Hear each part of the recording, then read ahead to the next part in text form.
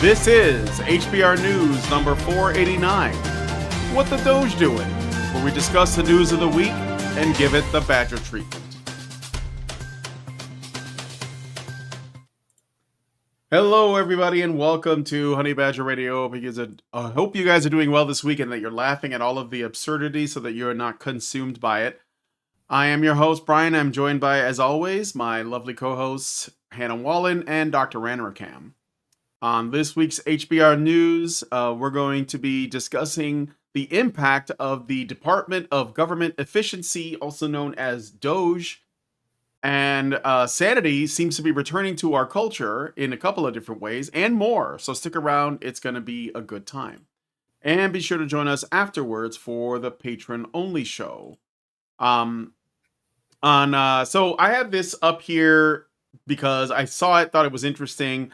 As you guys might know, there are multiple different flavors of feminism, often used to avoid accountability, which is the one thing that these ideologies are extremely good at doing, or at least this is their primary skill. And one of those is calling a certain brand of feminism choice feminism, which is this ridiculous notion that women making decisions is actually feminism. So we're going to talk a little bit about this in the Patreon. I don't want to give anything away, but just suffice it to say that it's not feminist if feminists don't like it and you're a woman making a decision. So if you want to join us for that, you have to become a Badger yourself by going to feedthebadger.com and setting up a monthly subscription, feedthebadger.com/subscribe. $5 a month will get you access to our Discord server, where you'll be able to watch all of the additional content, and that includes all of our patron shows and videos that Allison makes before they go up, and there's also lots of community stuff, activities, and that kind of thing. So if that interests you, please consider becoming a member by going to feedthebadger.com/subscribe. And if you don't want to wake up one morning to find that we've been permanently banned from the internet, then look for our archived content at badgerfeed.com or honeybadgerradio.com. And with all that said, let us get into today's stories, because this could be a long show, and I don't want to, just because there's so much to cover. So, okay, first, what the Doge doing? Here's a bullet point summary. So you guys probably don't already know, the D.O.G.E stands for the Department of Government Efficiency, that was put together by Donald Trump in partnership with Elon Musk, who was appointed to help realize this vision. And it is essentially going through all of the federal government waste and excess, and even some corruption and potentially potential theft and such. So we're doing the afuera, basically. Yes, it's doing the afuera. But we're doing it with an anglicized meme in the name of Doge. I mean, Doge is even better than afuera. I mean, afuera feels good to say, but Doge feels good to type. You know what I mean? It does. And I know what I love is hearing it. What I love is hearing people in mainstream media, people in Trump saying Doge is amazing to me. It's amazing, So, but it's not just a meme. It's not just hilarious, which is kind of why this is so entertaining. But it's actually impactful. It's actually doing stuff. And anybody, you would think, before I even read all of the lists, okay, let me just start by saying, who the hell is against eliminating government waste? Who has an argument for that other than people who stand to benefit from your taxpayer dollars vanishing into a hole somewhere, or just going into the random pocket of some bureaucrat, or going towards some ridiculous cause in some foreign country, right? Is there anyone in the world who trusts the US government? And I mean anywhere in the world. You can ask, do you trust your own government? And most people will be like, a soft no.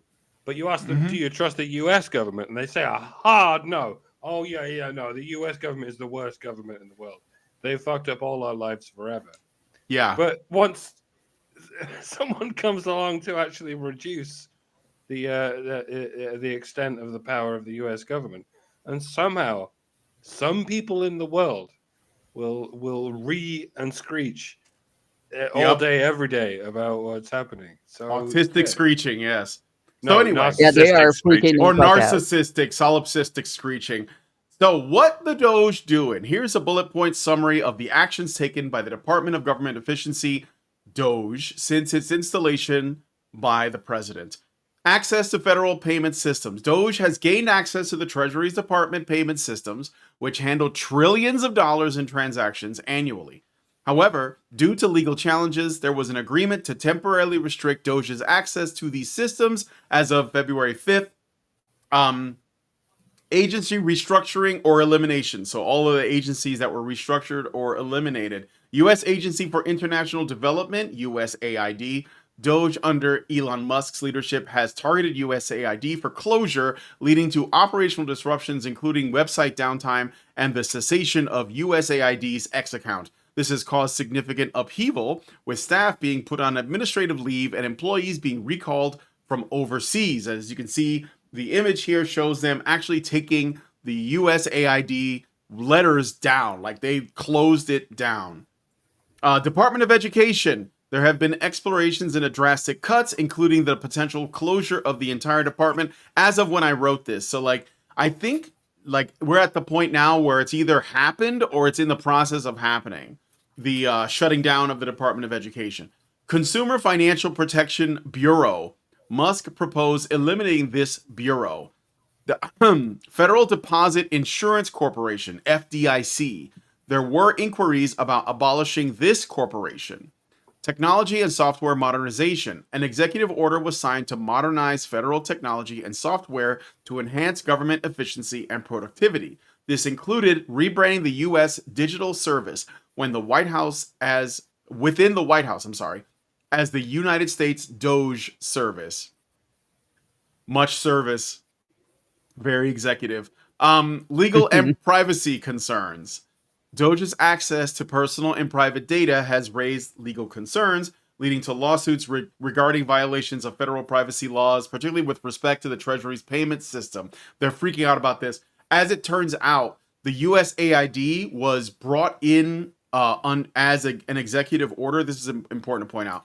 It was put in place as a product of an executive order by John F. Kennedy. So anything that's been put in place via executive order can also be removed via executive order. So this is not like unlawful, despite I think there's like certain judges that are making us think about it. There have been legal challenges regarding the authority of Doge, like I said. Public and political reaction to this. The actions have sparked protests and legal actions. As you might have already seen, the Maxine Waters clip with the guy at the front door, which I could find if you guys want to see it. It's pretty funny. We've all seen it. It really is like watching a 5-year-old. Yeah. It is hilarious. Try to get a 5-year-old largemouth bass, yeah. Yeah, 5-year-old largemouth bass. With criticism from Democrats and government watchdog groups over transparency and the legality of its operations. Public polls show support for the cost-cutting measures. It was like 70-something% of people are like, yes, please. So it was like 70, I want to say the high 70 percentile of American citizens polled agreed that this is good. You can't get that ratio of people to agree on anything.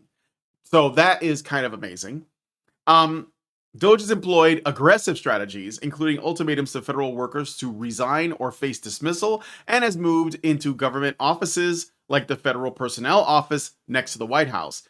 So another thing that I thought was really interesting about this is that a lot of the people who are working on this are young men, and that's why I wanted to bring this up. A lot of young men like Big Balls who have been a part of this solution. So in the same way that in the last election, a lot of men finally said, you know what, we've had enough of this bullshit. We're not living under this, this matriarchal system that's been set up where it's all about the feels and all that because it's destroying our country. We're going to step up. We're going to do something. And so they voted, and now they're actually like participating. Remember what I said before when the election happened? I said, okay, this is fine, but now we have to actually see people rolling up their sleeves and getting to work. And it looks like that's what's happening. And a lot of these are like Zoomer men that are just like, let's do this, and they're often very skilled with computers and they know what needs to be done. So that is, I just did it really quick because it's a lot, but that is essentially everything that Doge has done. And I will also say that I have it on pretty good authority because I speak to some veterans that they email me or they contact me and they say that there are big things changing in the government as well. So you know I just wanted to say that this is exactly what was promised. This is what is being delivered on, and I give you guys the floor. This is autism fighting back against narcissism. I just have to say, if we really are going to reduce these things to these things like those memes that we exchanged earlier in this exchange, this is, narcissism has run rampant through our society in the last 50 years, possibly 100. And we're finally seeing the autists fight back. And if there's anyone out here who's been trying to warn everyone that demonizing autists is not the way to go, you ought to be demonizing the narcissists and sort of praising the autists. I mean, this has been a point of contention among certain creators for some time now. And I'd just like to say that the reason the USA is being made great again is because of the autists. So everyone out there who attributed everything bad to autism really ought to be hanging their cancerous head in shame right now. And I'm going to leave it there, I think. Someone else say something. Yeah, you don't want to piss autistic people off. We get we're bulldogs when we get pissed off, and it's probably the most functional thing that we can do is turn that into, all right, what don't I like about this situation, and what can I do to fix it? Especially the high functioning population, which is a large population among people with autism. I'm happy about a lot of what's happening here. I'm especially happy. I'm especially happy about everything, but especially, I guess out of all the things, the fact that young men are actually recognizing that they have a right, a reason, and a responsibility to step up and tell women no on the safety net addiction that has been draining men for generations now. So they're going to be okay, right? That those generations coming after them are going to be in much less financial duress because of this. They're going to actually have the situation they need to be able to get their families started and live their lives and have their circumstances actually be good for their homes. And in addition to that, the cancerous Department of Education is being eliminated. I hope they actually go through the next thing that needs to happen is a high pressure campaign, meaning everyone in our audience, everyone in the men's rights movement at large, not just our audience, but our audience is the one's going to hear us, really needs to start writing to, if you live in a state in the United States and you can write to your senators and your congressmen and maybe the other congressmen from your state, do it. If you live outside the United States, you can still write letters. You just have to probably mail them because it doesn't give you the option to go through the system to send them. But the Title IX legislation that just keeps being morphed into newer and stranger and more dysfunctional policy just needs to be repealed. We already have anti-discrimination laws. We don't need a separate, specific anti-discrimination law for university. And the only thing that it has ever done has been used to discriminate against men.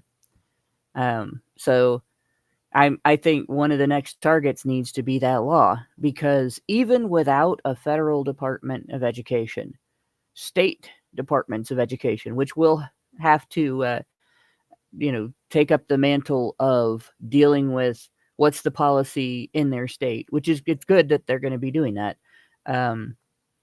They would be subject to Title IX, and Title IX is a train wreck. So you need to write to your politicians in your area and let them know Title IX needs to be gone, and that it needs to be replaced. That simply says that the constitutional prohibitions against discrimination on the basis of race and sex and all that apply to universities, especially if they're still getting federal funding. That's good enough. It doesn't have to be anything else. It doesn't have to specify sports and make universities into a court system and determine that they're going to be handling something that the real court system should be handling and all that. So this is good. I hope to see more of this. Meanwhile, because of this happening, this going through the budget and everything, the site usaspending.gov has become more publicly available, and it's become more public knowledge that it's there and everything, and I've been digging through it. And so we are talking about the shit show of funding that feminism has gotten on HBR Talk. We talked about some of it last week, and we're going to talk about some more of it this week, because there's quite a bit. There's a lot. And that's not even like the broader search of just women, which you can do and find anything that mentions women. But definitely, you got to check us out and see some of the crazy feminist initiatives that are being funded by the U.S. federal government right now. Yeah. I do have a clip because I wanted to go into a little bit more detail on some of these other institutions. So we already know about USAID because it's been talked about all week. And obviously, USAID is essentially the CIA PSYOP, global PSYOP operation manifest. And they have all of the listing, or at least and that's probably just one of other organizations. Like, for example, USAID was funding the BBC.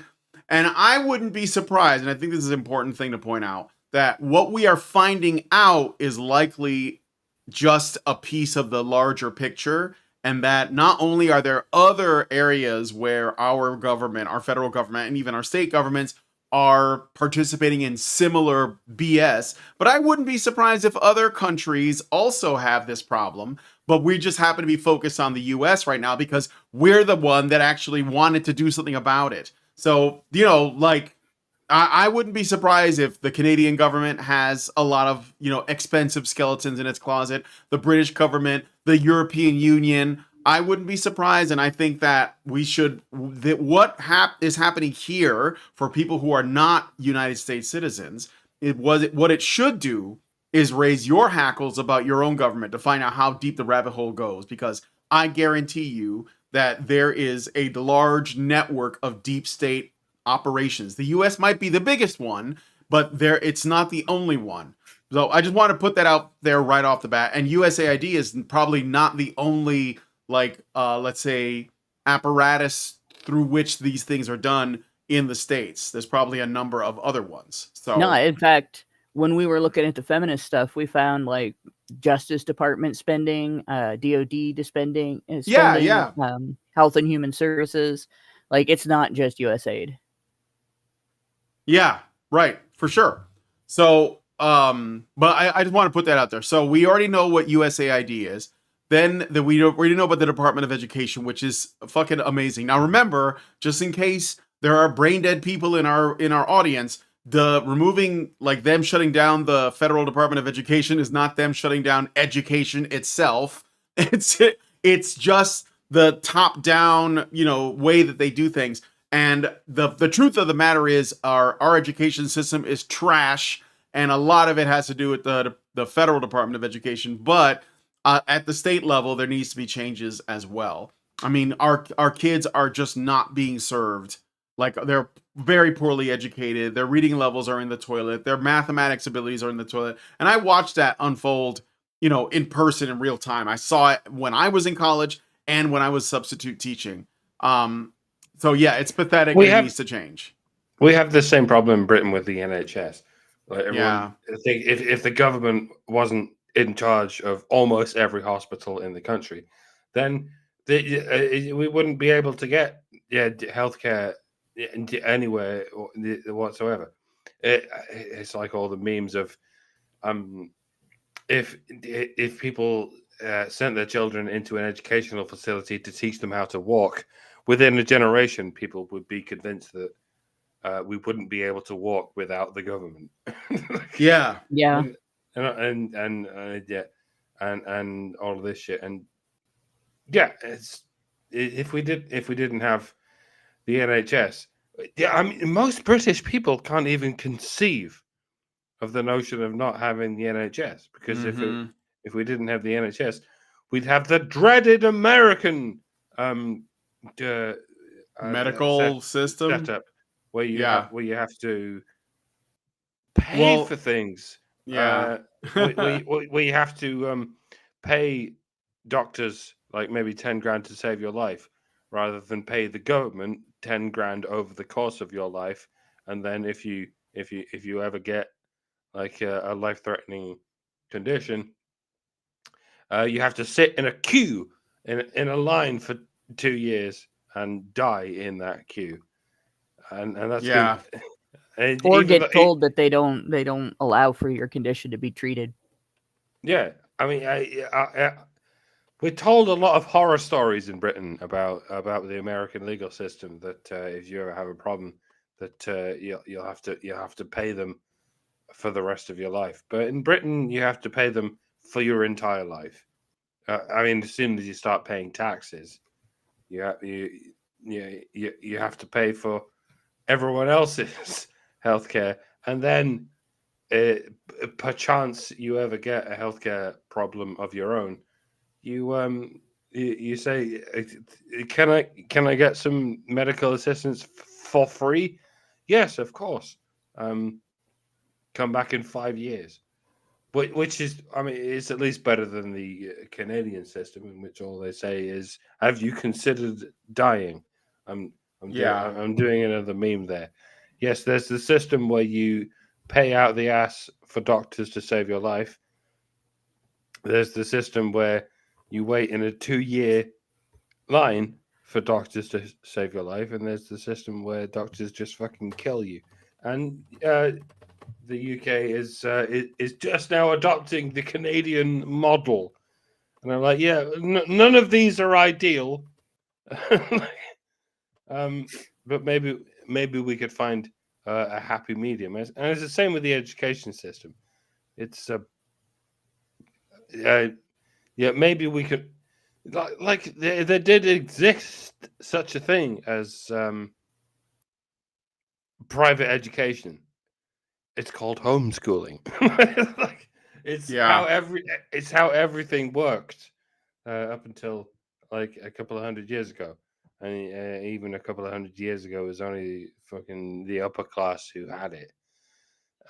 But people seem to get by for a very long time with just parents teaching their children how to do things. Most of history, even. Yes. Yeah, all of it. Yeah. And it worked just fine without the government. The government doesn't seem to have helped. It seems to be slowing down the process and bureaucratizing the process. And if the government introduced an ass wiping program, within a generation, people would think people can't wipe their asses without the government. Yeah. I think I'm quoting someone there, but I can't remember who. It feels like Thomas Sowell, but it's probably not. I don't think he would be as vulgar as that. But it's that sort of thing, you know. Yeah. Just want to tell you, I live in an urban area in Ohio, and I know people that just about can't wipe their asses without the government now because the government does so much Ass wiping. taking over their lives, basically, and they feel like it's being done for them. Yeah. And by the way, there are K-12 systems that don't actually cost any money that you can access if you have kids and you feel that they are, not getting what they need in the education system right now. You don't have to be actively homeschooling to get access to the free stuff that homeschooling systems do, and you can supplement your kids' education with that in the meantime. Yeah. So what I wanted to bring up is we talked about Department of Education, we talked about USAID, the Consumer Financial Protection Bureau. Sounds nice, right? It protects consumers financially. That's what it's for, isn't it? So here is apparently Elizabeth Warren, who is a totally not radical member of Congress, had a lot of bad things to say about the Orange Man about that. But this is Trump's comments in response to that, and I thought you guys would listen. So maybe you'll get a better idea of what the Consumer Financial Protection Bureau does. Mr. President, regarding the Consumer Financial Protection Bureau, Democrats, including Elizabeth Warren, have said that by freezing it, it's giving big banks and giant corporations the green light to scam families. Pocahontas, the faker. That was set up to destroy people. She used that as her little personal agency to go around and destroy people. And she's a fake. Just like she said she was an Indian, and she wasn't an Indian. You have more Indian blood in you than she has. 240. She went to college based on the fact that she was an Indian. She got jobs based on the fact that she was an Indian. She's a fake. That was set up to destroy some very good people, and it worked. I mean, it worked. A lot of great people. I'll tell you, before I ever heard the term, people would come up to me in the Midwest and areas and say, "Sir, I'm being destroyed by them." They use that to destroy people. She's a nasty woman. She's a really nasty woman, despite her phony beer commercial.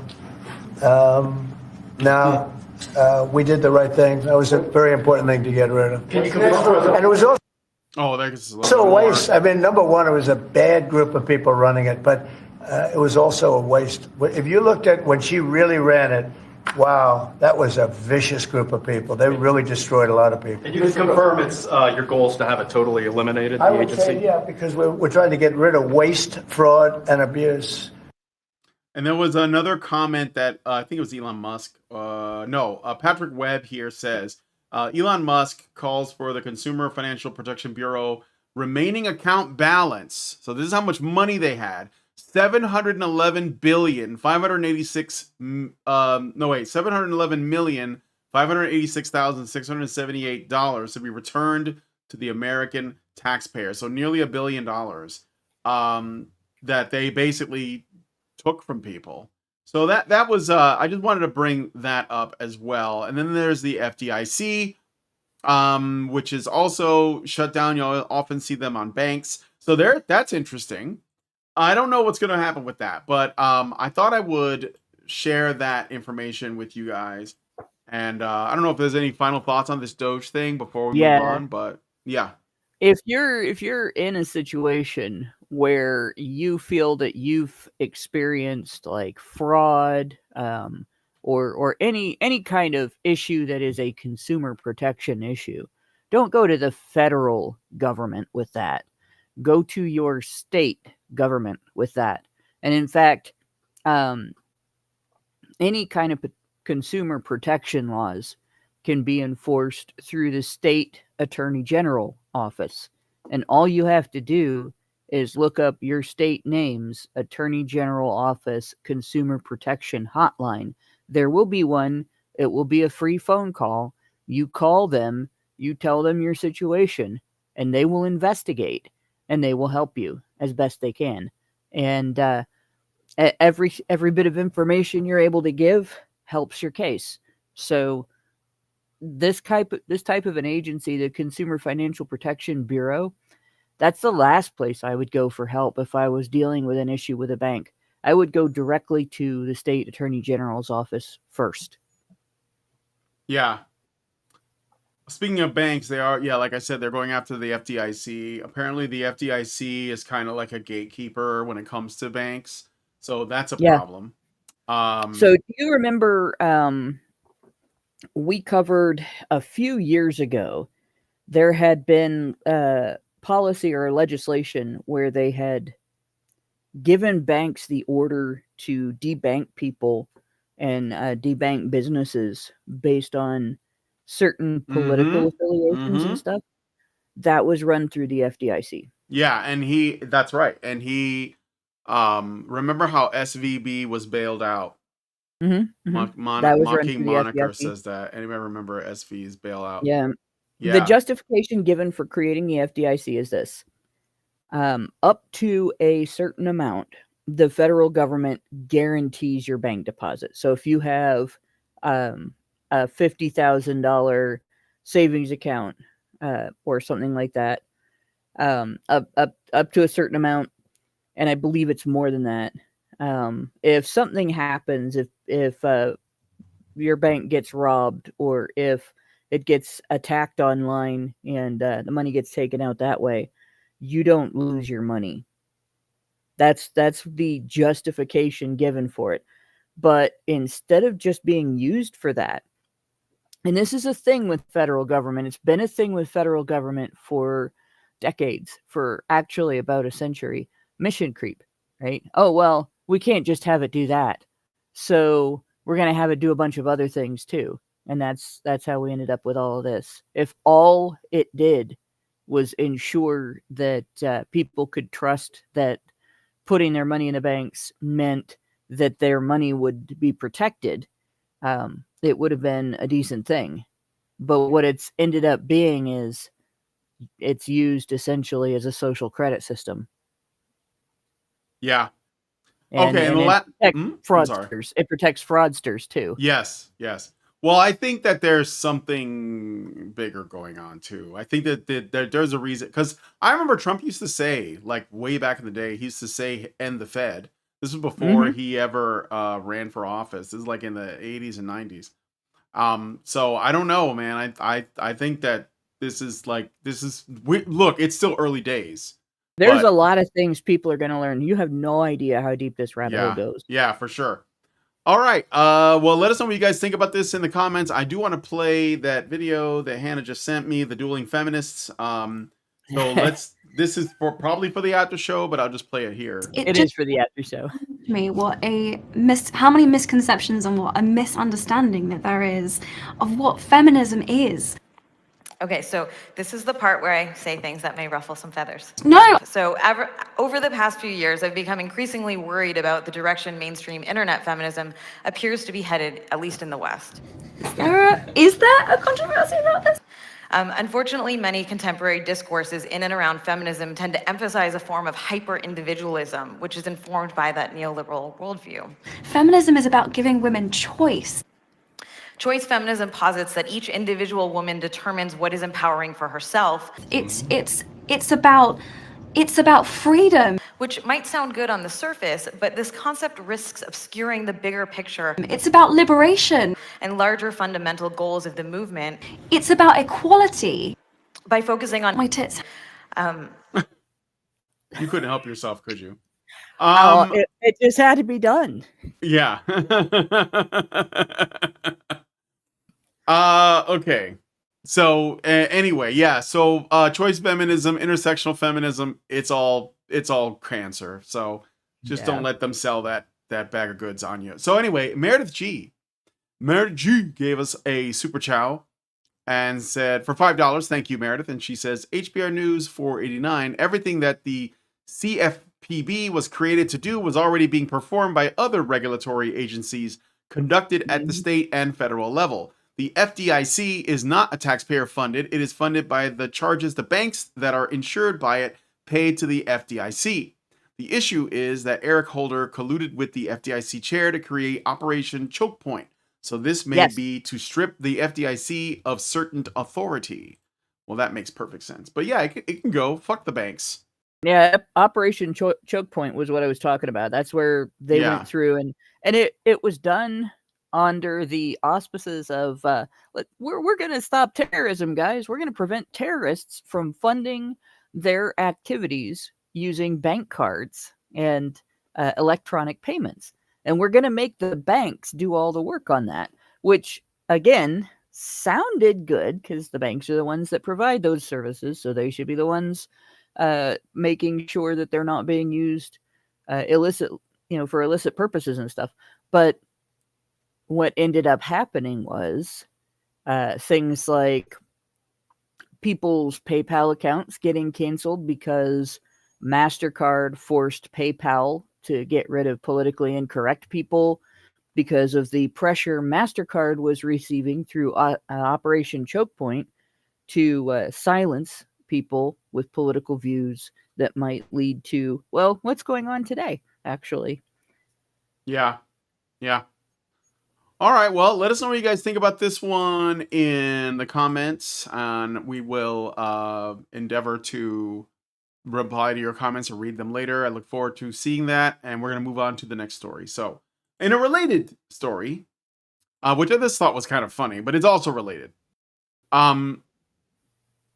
There was an exchange between a JD Vance and an individual, Ro Khanna. I think that's a politician. I can't remember exactly. I don't really give a shit. The controversy arose over the rehiring of one Marco Elez, a former DOGE staffer, who resigned after his supposedly racist social media posts were revealed. JD Vance supported Elez's return, while Ro Khanna challenged the stance. JD Vance's initial post, so I'm going to read the tweets or the posts. We don't call them tweets. The posts back and forth. So this is JD Vance's post. There was a poll that Elon Musk conducted asking if we could bring this guy back, and it was overwhelmingly yes. And in fact, there were people in the replies saying, you guys shouldn't have asked him to step down in the first place. He doesn't have to apologize for anything. And I think that's right, because that's like the cancel culture thing is old now, and we're done with that. So what was Vance's reply to that? He says, here's my view. I obviously disagree with some of Eliz's posts, but I don't think stupid social media activity should ruin a kid's life. Elez is 19 years old, I think. That's not a kid. I mean, technically, I think he's calling him a kid for rhetorical reasons, but I mean, back in the day, a 14-year-old was an adult, and now we're calling a 19-year-old a kid. He's not a kid. Especially if he's up in the range of IQ. I guess he's young enough to not have learned what he's supposed to and not supposed to say, and I say that tongue in cheek, but because he hasn't been 19 years old is in the United States. You can't buy alcohol if you're 19, right? But I think what Mike is saying is that he's not a child. But no, but there's we have sort of a spectrum of what we call a kid and what we call an adult here. At 18 years old, you can get told that you will pick up a gun and defend your country. Right. You will be, forced to go to boot camp, taken out of whatever job you're already doing, forced to go to boot camp, possibly sent overseas to die. But you can't buy alcohol till you're 21. Yeah. So I just want to say, for clarification too, he's about 19 now, but when he made these posts was years before.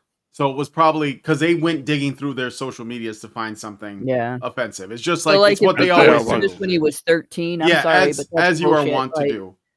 Either way, that it doesn't matter, because the cancellation did not stick. So and it shouldn't. No, it shouldn't. That's what the reply said. But he said we shouldn't reward. Well, I'm sorry. He says, I obviously disagree with some of Eliz's posts, but I don't think stupid social media activity should ruin a kid's life. We shouldn't reward journalists who try to destroy people ever. So I say bring him back. If he's a bad dude or a terrible member of the team, then fire him for that. And then Ro Khanna Oh, I remember O'Connor. He's like some guy that was on MSNBC or CNN or something. He says, "Are you going to tell him to apologize? Are you going to tell him to apologize for saying normalize Indian hate before his rehire? Just asking for the sake of both of our kids." And JD Vance responded, "For the sake of both our kids, grow up. Racist trolls on the internet, while offensive, don't threaten my kids. You know what does? A culture that denies grace to people who make mistakes. A culture that encourages congressmen to act like whiny children." So Ro Khanna is a congressman. So And then- base. I know. And then Ro Khanna follows up I've and got a says, semi on from how base that is. it's a little chubby. "But if you're going to rehire someone to represent you in the USA, why not insist he apologize for saying normalize Indian hate?" Then JD Vance replies again, "I don't worry about my kids making mistakes or developing views they later regret. I don't even worry that much about trolls on the internet. You know what I do worry about, Ro? That they'll grow up to be a US congressman who engages in emotional blackmail over a kid's social media posts. You disgust me." This erection is so long that it's probably in his eye. Right now. And then Ro Khanna's final response is, "Saying I am whiny and you disgust me may be your way of showing strength. Personally, I don't think you have to hurl insults or be mean-spirited to have a free exchange of ideas. Oh my god, that Our makes him look country, so much at its- more whiny. Yeah, at its best, was not like that, and you at your best, JD, were not either. So this I'll is tell what you we what. need. This is what we need. I'm sorry, but go ahead. When I told you guys that Vance has already got my vote if he runs for president after Trump, He's an Ohio I guy, like right? I've been he's in Ohio. He's your guy. Yeah, I've been watching him since oh gosh, a couple of years ago. I have his book, and have been. It's not long. It's just I get like 5 minutes at a time to sit down and read, so I have to go back and reread part of what I read the last time, every time because I'm not getting much opportunity. But it's a very Ohio experience that he's describing and growing up and everything, and the people around him and stuff. I actually don't know if he's 35 yet. Jen Bottle asked, but he will be eventually. Everybody becomes 35 if they live long enough to be 35, and he will. So yeah, you have to be 35 to run for president. You can't be president if you're younger than that. But I would absolutely vote for this man, and I knew that, before Trump picked him for vice president. So yeah, and I'm hoping that after he has to be, because you can't be the vice president if you're under 35 either, because you can't become the president. So he should be able to run at the end of Trump's term, and I would love to see that, because he is this based all the time. He is never not this based. Mm-hmm.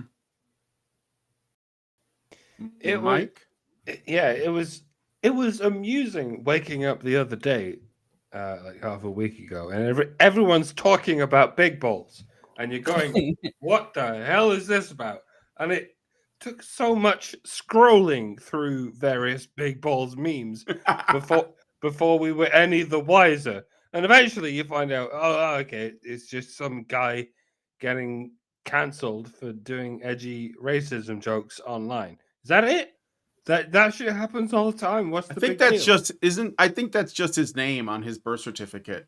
His father's name is Brass, if I recall. and yeah, the big deal is that he's on the D.O.G.E team. Yeah, I'm not surprised that the legacy media is scrambling and besieging the walls of the machine that's going to get their funding cut. So it stands to reason they're doing whatever they always do. Give us the scalp. You owe us the scalp of big balls. But the other big deal is they're calling him Big Balls, which is his online handle. You would think they'd be plastering his real name all over every headline with his face right below it in 4K. But for whatever reason, they're calling him Big Balls. I know the reason. Maybe they think it'll have more impact. They Like think that it's a people are going to nickname for a find it serial embarrassing. killer. You or know, they something. think people are going to find it embarrassing. They think people are going to think it's cringe. And they didn't expect it to get latched onto and memed to the degree that, like, people are obviously putting AC/DC behind a bunch of memes, and it's great. But they thought that if they made fun of his name and made themselves really, they performed discomfort for the public in saying his name and discussing. Like, none of them ever used the word balls before to describe a set of testicles, right? So that's they've underestimated the sense of humor of the public, and they've underestimated the public's ability to just be comfortable with things. They're being very childish about it, and they think they can make you be very childish about it in the same way, rather than just simply enjoying the show. So that's why they're doing it. I just love that they had to say big balls multiple times on air, and I think they Yeah. kind of Over liked and it. over. Yeah. And he is upper class, high society, right? Yeah. Maybe they just don't know his name. They didn't bother looking it No, up. it's so Big Balls. I think that's right. It's He has Edward he has something, an I don't older know what brother named Harry. Yeah, but they're putting big balls in every headline and leaving the 4K image to your own imagination as the reader. Yeah. They're trying to put this guy through the usual humiliation ritual, but it's backfiring spectacularly. While they have to go through the humiliation ritual of saying big balls, grr. Everyone shake your fist at big balls. Big balls is a bad dude. Bad, like, corn pop. Yeah, you sound like Joe Biden now. You all sound like Joe Biden now. Deal with that. This is legendarily hilarious. And it's also a huge win, not just because it's a much needed pushback against quote unquote cancel culture, but it's also a win for anonymity, because anonymity seems to have won the day this time, because they're not calling him it's Edward something, but I'm not gonna.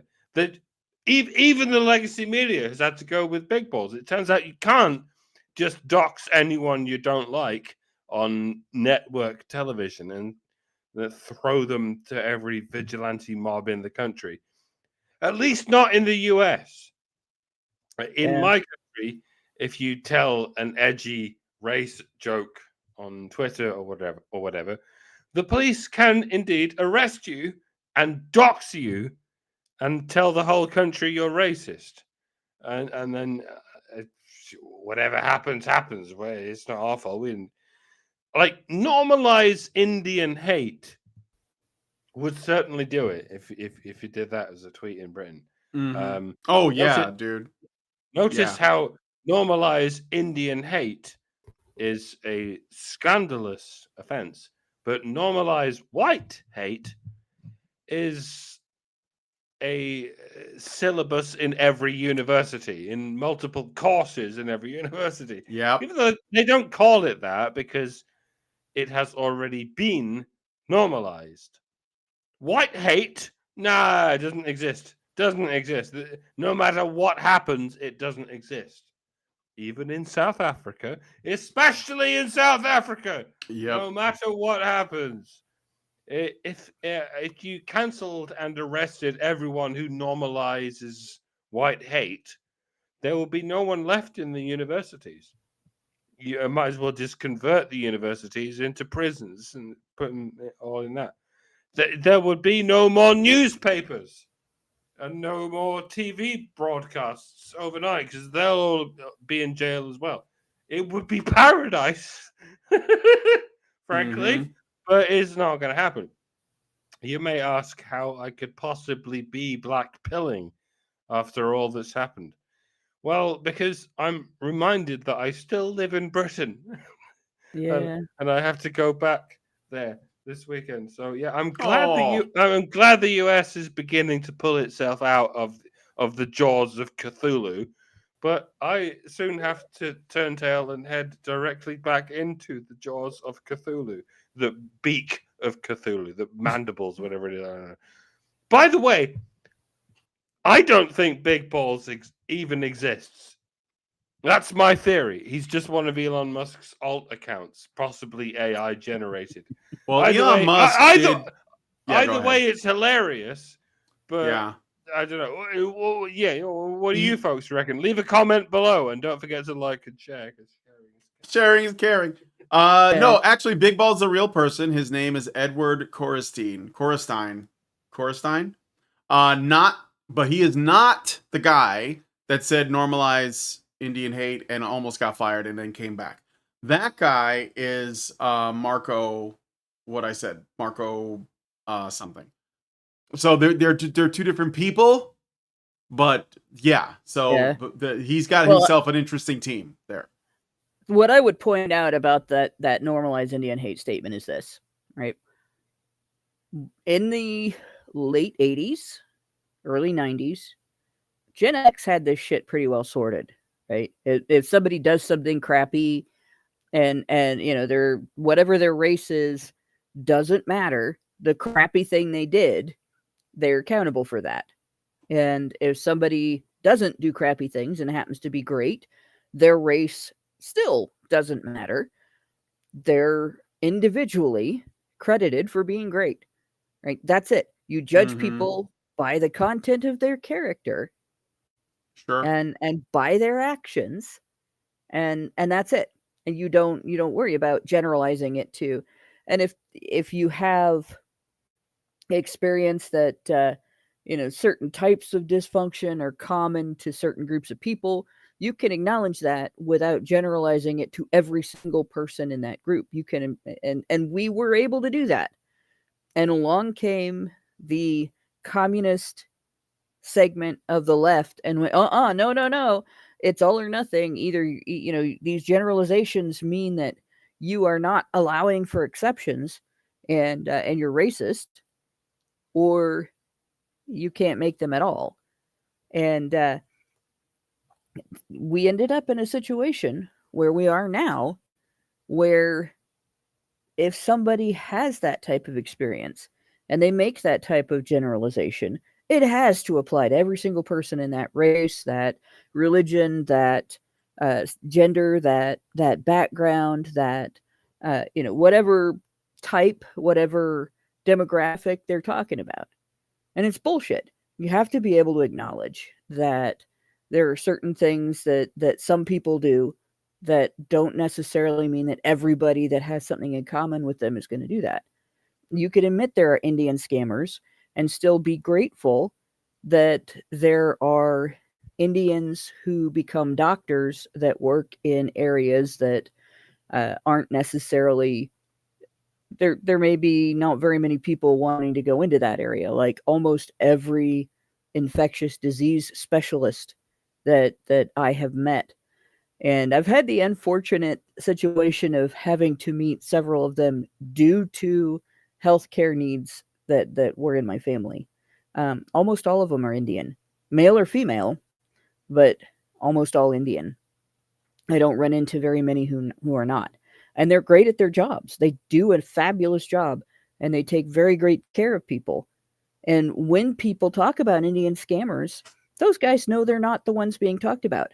The doctors and the high-ranking tech workers, the people that actually do jobs that maybe other people just aren't doing, they know they're not the ones being talked about when somebody talks about an Indian scammer. Just like, you know, the people who come here from Nigeria and actually do good work know that they're not the ones being talked about when someone talks about a Nigerian scammer, or the people who come here from other countries thinking that they're going to get a free ride, you know. And so we've gotten to a point now where when somebody makes a hasty generalization like that, and it's unpleasant, and it generalizes in a negative light, we don't have that recognition. It's like we're not allowed to recognize.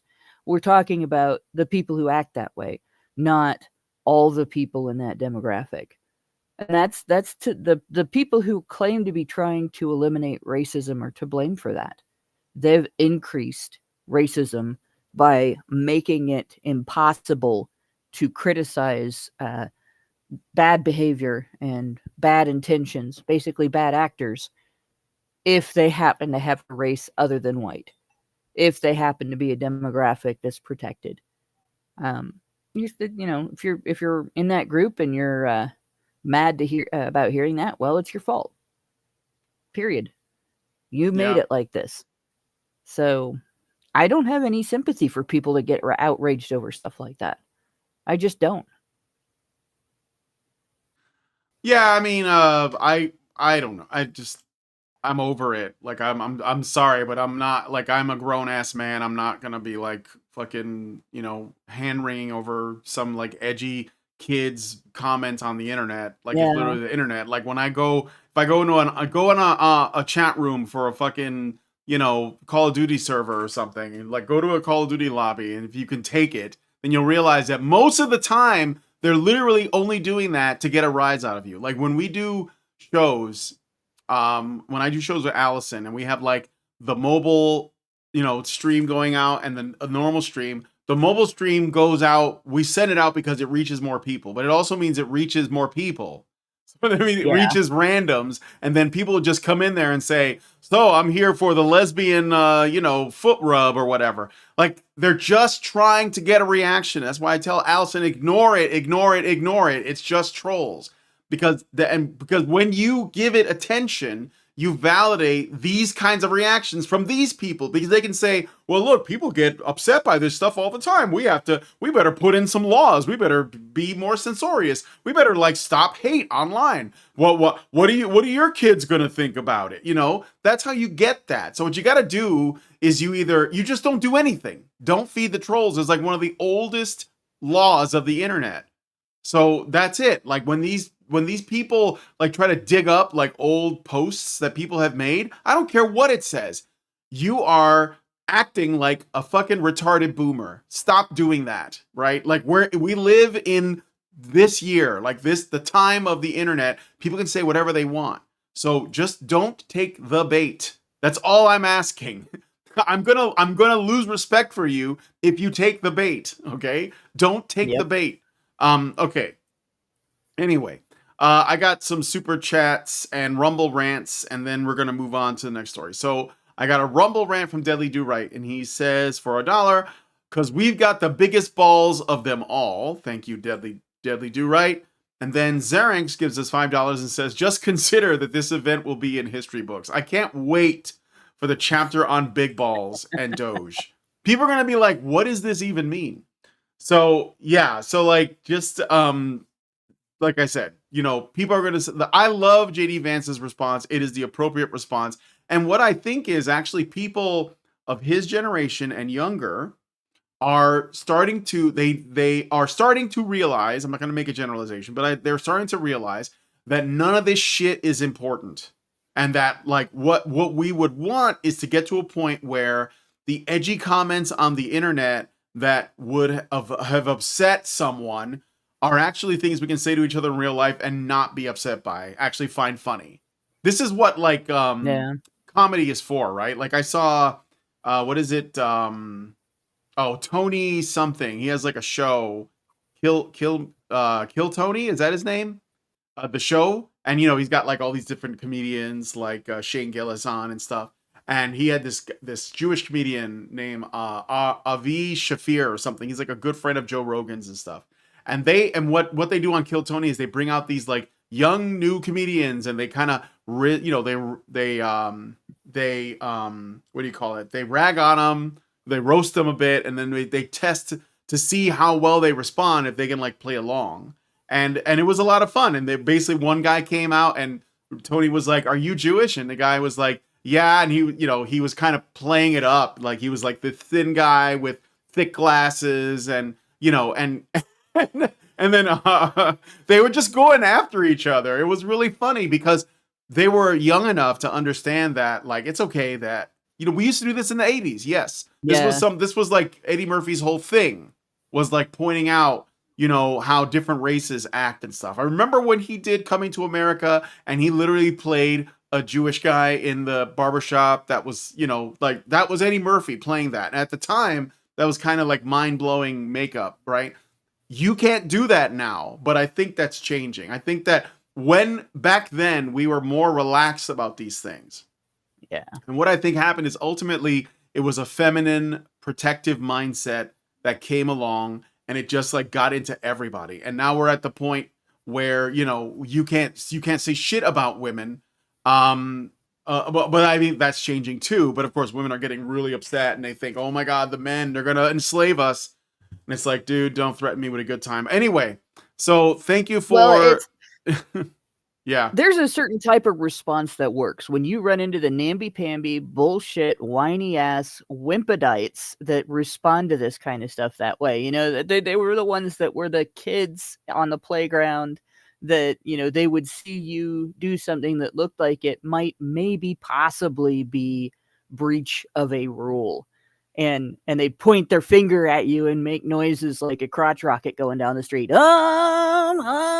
You know, Yeah. those kids, when they accuse you of something, the thing that really discombobulates them the most is to just, even if they're exaggerating, even if they're engaging in hyperbole, whatever, doesn't matter. Own it, take it, and turn it around on them. Like my one friend, they would call her fat, right? Yeah. And she would be like, "Don't you piss me off, or I'll sit on you." Yeah. You know, okay, fine, I'm fat. I can kick your ass too. That's a threat. You know, I'll take right? it. I take And those threats very seriously. yeah, and it suddenly like I can't hurt you by calling you fat. Now I don't know what to do. You know, Mhm. and it's the same thing. Like with oh, you're racist. You're racist. All right, that's fine, but you know, you can call me racist all you want. I'm just Yeah. gonna start making fun of your race now. Yeah, I guess I am, right? But Right? anyway, Sure. yeah. Anyway, let us know what you guys think about this one. I got to move on to the next story. And speaking of 304s, okay, so this is kind of a lighter one, but you guys probably recognize this face. This is the Thousand Dick Stare. Bonnie Blue, known legally as Tia Billinger, is an OnlyFans creator from Derbyshire, UK, who claimed that she broke a world record by having sex with 1,057 men in just 12 hours, outdoing the previous record of 919 set by Lisa Sparks in 2004. But that's not the story, because you guys probably already know about the woman who took 100 dicks in a day, and then this is the woman who took Yeah. 1,000 dicks in 12 hours. Her And now there's husband, like drama between them. oh yeah, sure, because they're being competitive about who can turn Who can themselves screw the into a most cock guys, sleeve the yeah. fastest. Okay, but her husband, Oliver Davidson, whom she married in 2022 and separated from the following year, has expressed extreme support for her career in adult entertainment. Despite their separation, Blue has stated that Davidson continues to support and is proud of her work, even working behind the scenes to manage her career. The claim by Blue has sparked significant controversy, with many questioning the physical and logistical feasibility of such an act. I'm sure she made it work. Critics, including many gynecologists, have expressed skepticism about the practicality and health implications. Additionally, her past actions, including engaging with barely legal students and encouraging infidelity, have further fueled public debate. However, Blue defends her work as educational, ensuring safety through measures like passport checks, consent forms, and breathalyzer tests. Despite the controversy, her ex-husband's continued involvement highlights a unique personal dynamic in the backdrop of her public persona. So this is one of the things that really cheeses me off, right? The noble whore. Okay, it's a job. Men do it and women do it. Women do it more, I think, than men do it because there's a bigger market. But in any case, it's just a job, right? There's no such thing as the noble whore, and nobody cares. You know, people wouldn't really care if she wasn't trying to turn it into something major and special. It's not an accomplishment. It's not an athletic feat of prowess and skill to lay on your back and let any number of people do all the work, or most of the work, which is probably what happened, of a sex act in order to set some record or something. There's nothing special at all about this, and there's also nothing to get insanely outraged out about it. It is getting way more attention than it deserves, and that was really the whole goal, was to get attention. And so, we're talking about her. People all over the world are talking about her. She got what she wanted. But this idea of supporting it by saying, oh, it's educational and blah, no, it's not. It's just prostitution. There's no difference between this woman doing what she did and some chick standing on a street corner picking up Johns. Right? Aside from the fact that maybe she wasn't high. Right? Now, ethics can be applied to sex work and should. Ethics can be applied to consuming sex work and should. But aside from that, there's nothing special, remarkable, or exceptional about applying ethics to either end of that, any more than to retail or to any service work. If you go into somebody's house and fix their plumbing, or do some work on their heating and air conditioning system, fix the steps on the back porch, it's not any more remarkable to apply ethics to sex work, either end of sex work, than to either end of those transactions. And it's bullshit that people have turned this into a debate about some sort of nobility being, characteristic of this. It's not noble. It's not special. It's just work. I'm gonna push back a little bit on that. I think that if you work in retail, or you're a maintenance person or plumber or even a construction worker or a janitor, you're doing something of a service for someone. Her having sex with 1,000 guys in a day doesn't even serve the 1,000 guys. Right. It's not the same as when somebody... Yeah, it is completely out of self-interest. It is not making the world a better place. And the problem is that there are, like, Vice magazine wrote an article about her in a very positive light. So the fact that we're talking about it is not necessarily an endorsement of it. I wanted to bring it up mainly because her husband, who she's not quite divorced from yet, but they're working on it, is supporting this. And I think that men should have standards. The 1,000 guys should have standards, and the husband who's just like, oh, you go, girl. Right. That's where my issue is at. There are hoes, they exist. But I don't think that a woman who bangs 1,000 dudes in a day is even doing any of those men a service, much less her ex-husband or her soon-to-be ex-husband. A regular prostitute, might be serving like a dude that night, if depending on what it is he needs. But this is not that. She is not your average 304. She's something else, and she's doing it for herself. That's why I said this is not an accomplishment. There's nothing special about this. This is not noble. It's not educational. Look, there's no value to this. None of the things that are values that are being applied to this are applicable. There's nothing special or remarkable about this at all. It can be condemned in as, she's basically lowering a profession that people already treat as the bottom of the barrel. But in terms of all of the positive things that people have tried to say about it, none of them apply. Look, I'm glad the subject of logistics was brought into this in the write-up. Because, all right, logistically, it's arguably not possible. So I'm going to say it. I don't think it's real. I don't think any of this is real. I don't think anyone fucked 100 guys in a day. I don't think anyone fucked 1,000 guys in a day. I think this is thoughts and hoe bags making shit up for publicity. And I can show my workings, if you'll indulge me. Yeah. Okay, so 100 men in 24 hours is about 4 men per hour.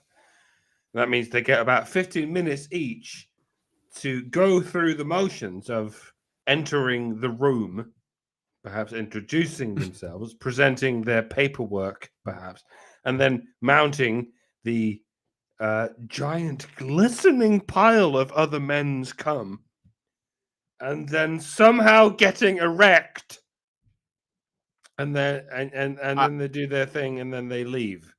I mean, what do you do if they can't get erect? I don't think. What I would say is I don't think that There's a they job all. for that. Well, there is. It's called fluffer, but I mean, but heaven I don't. forbid they can't get erect as they gaze into this abyss of other men's cum. Do you just sort of grab the tip of his flaccid cock and then forcibly thrust it forward into yourself like you're wringing the neck of a chicken, and then you go, "Fuck it, that counts. Legally, that counts. Get the fuck out of here and send in number 55 or They whatever." might have actually done it that way. Yeah. Although it- fluffers engage in a lot of stimulation and stuff. Imagine being number 69, by the way. That's got to be a moment of, okay, Nice. we got to do it, right? Do I they mean, take numbers? it would be weird if we didn't do it. Sorry, for some reason, I'm unable to get hard right now. Shut up! Give me that! Grab, shove, cry. Send in number 70. And this is... And this is taking a day to be 24 hours, by the way. If that's the case, she's going to be asleep by the end of it. She's going to be asleep sooner than normal, if I know anything about sex. So the last 16 guys are going to be basically graping her, right? If you fuck a stranger when she's asleep, that absolutely is grape. There's no way that's happening without the police getting involved. So we have to adjust to no more than 20 hours for a day. Few people can stay awake for more than 20 hours. And so that's one man every 12 minutes. So 1,000 men in 20 hours. And I'm going to do 20 hours because I don't know how to work out 12 hours. 1,000 men in 20 hours is one man every 72 seconds. And that has to take place in an average of 72 seconds. The only way you could possibly achieve this is if every man in that line is already erect by the time he walks in.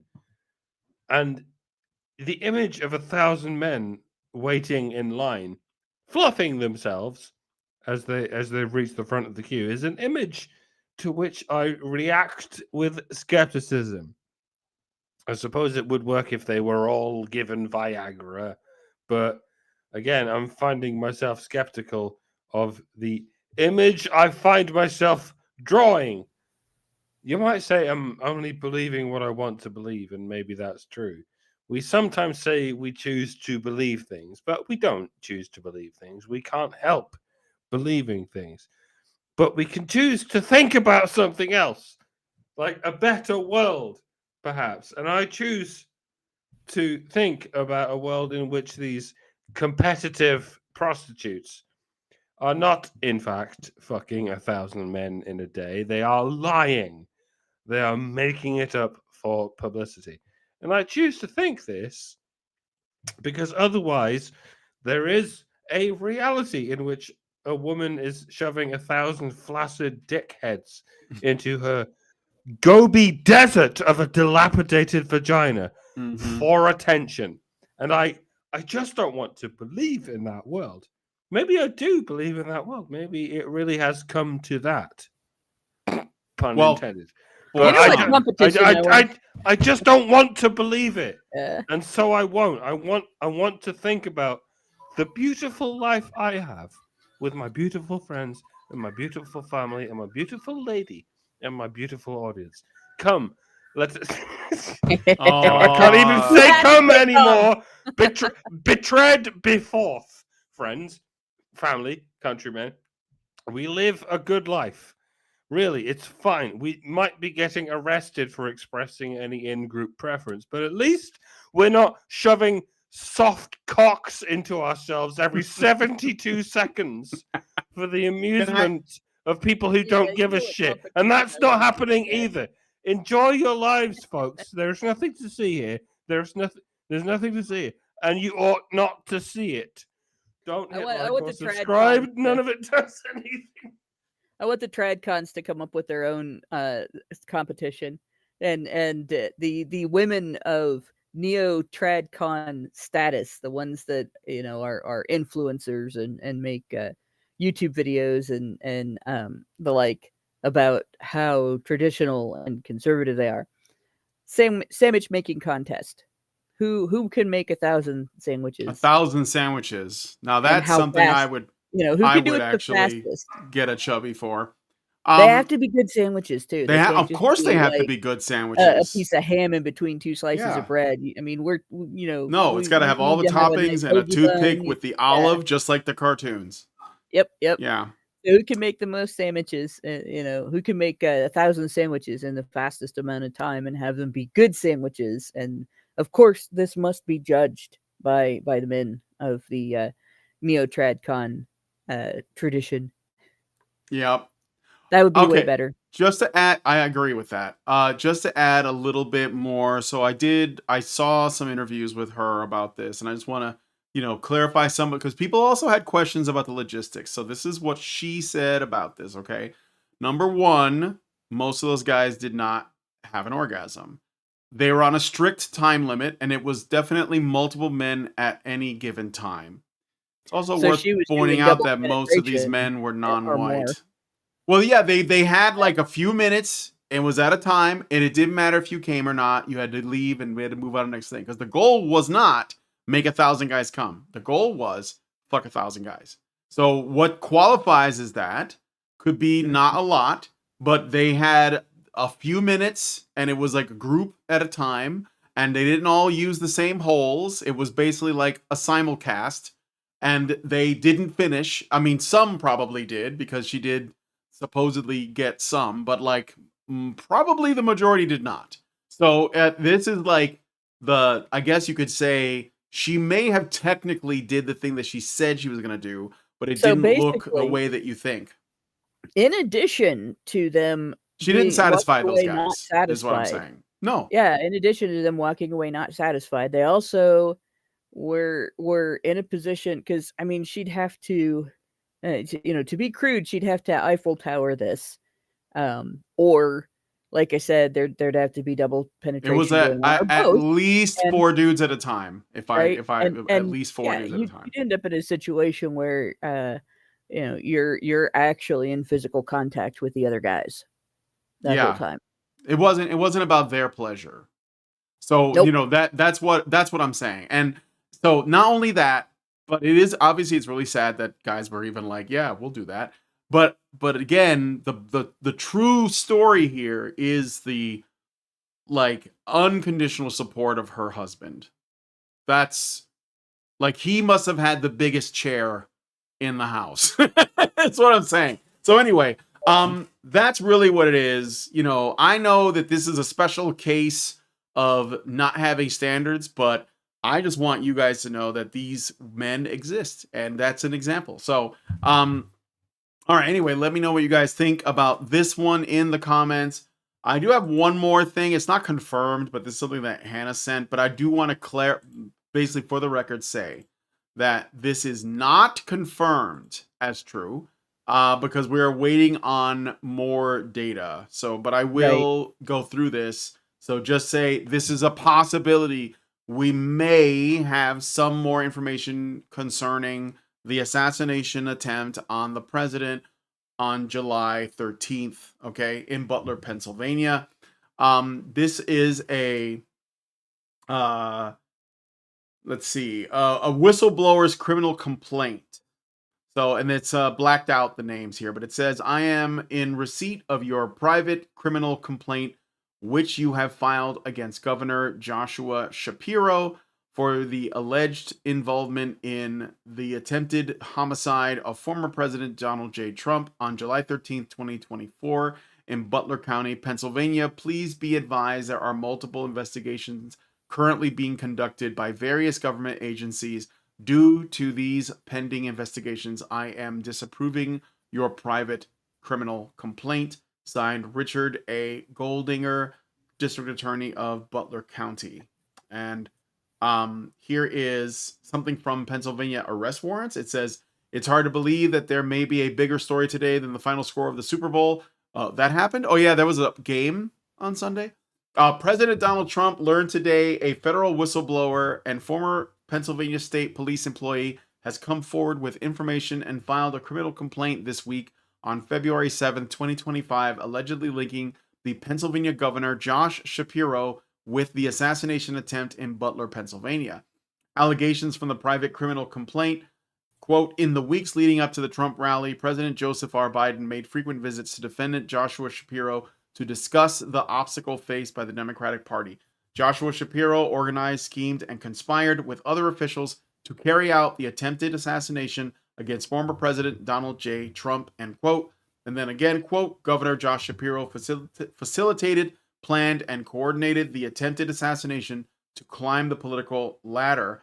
On July 13th, 2024, this affiant contacted the Secret Service to provide a tip, which was blocked by Biden's administration.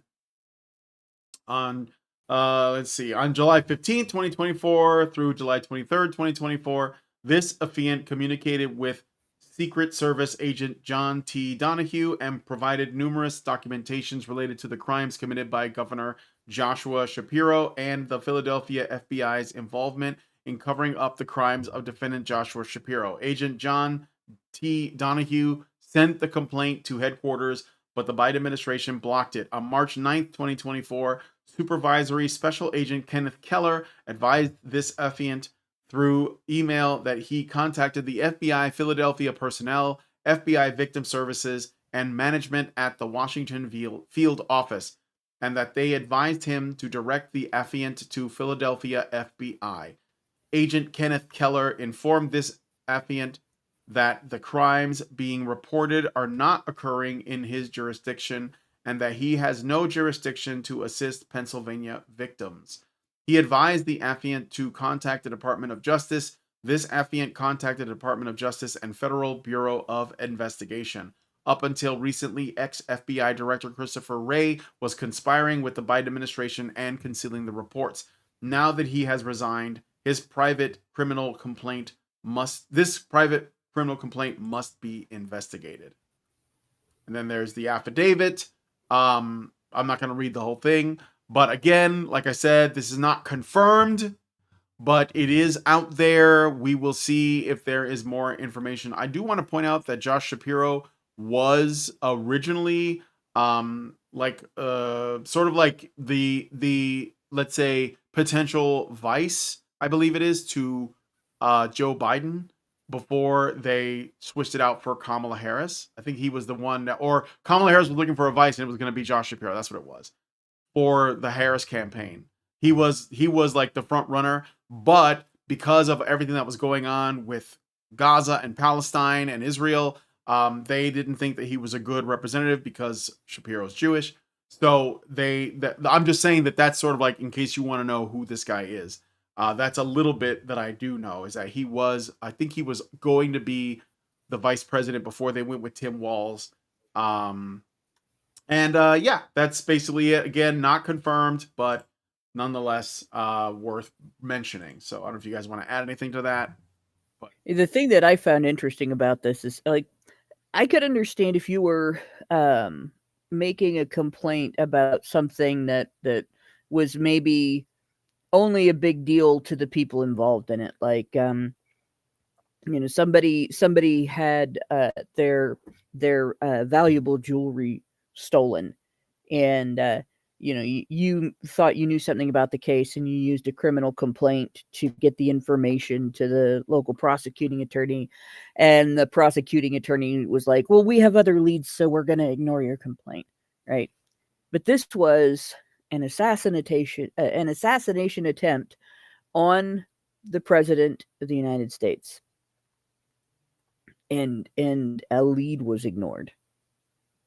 Right? Oh, this lead, no, we're not going to look at it because we got a bunch of other. No, you don't do that. You go down every avenue, you look at every bit of information, and if somebody is actually providing misleading statements that don't really have anything to do with the case because maybe they want something to happen or they want attention or for whatever reason, then you go through and you apply the penalties for the process crimes that are committed. Because it's in the United States, we don't necessarily have wasting police time as listed as a process crime, but lying to police during an investigation is a process crime, and you actually can get charged for that, and you actually can get convicted and penalized for that. So that's the way to handle something like this. If it's a false complaint, you prosecute. If you don't have evidence showing that it's a false complaint, you investigate. Period. And that's not what appears to have happened here. So that's something that not only should the complaint be getting investigated, but if this really happened, if this is real, and this district attorney was like, I'm not going to investigate that complaint, he should be called in and made to explain that. Why did you ignore this lead? Because that's a big deal. Yep. All right, Mike, do you want to say anything? Or if not, I'm going to... All right, I'm going to take us to the patron show, but let us know what you guys think about this. Again, I'm not, we don't know this for sure. Hopefully this gets looked into, but we will see. All right, so we're going to go, was somebody going to say something? No. So we're going to go into the patron show now, and we're going to talk with the patrons about whatever they want to talk about, but I will have this up as a framework under which we can have conversation. We can talk about whatever. There was definitely others. I could probably go on Twitter and find out what the latest, the latest scuttlebutt is about Doge, but I think I'll wait until then. But it is surreal to find yourself becoming so relevant all of a sudden. Now everyone pays attention to the Doge. All right. So anyway, thank you guys for coming on the show. Thank you, Hannah and Mike, as usual, for helping me out. If you guys like this video, please hit like, subscribe if you're not already subscribed, hit the bell for notifications, leave us a comment, let us know what you guys think about what we discussed on the show today. And you can check out the links in the description for all of the resource or the sources to our stories. And yeah, please share this video because sharing is caring. Thank you guys so much for coming on today's episode of HBR News, and we will talk to you guys in the next video. Men's rights activists are machines, dude. Okay? They are literal machines. They are talking point machines. They are impossible to fucking deal with, especially if you have a couple dudes who have good memory on top of that too. Holy shit, you're fucked.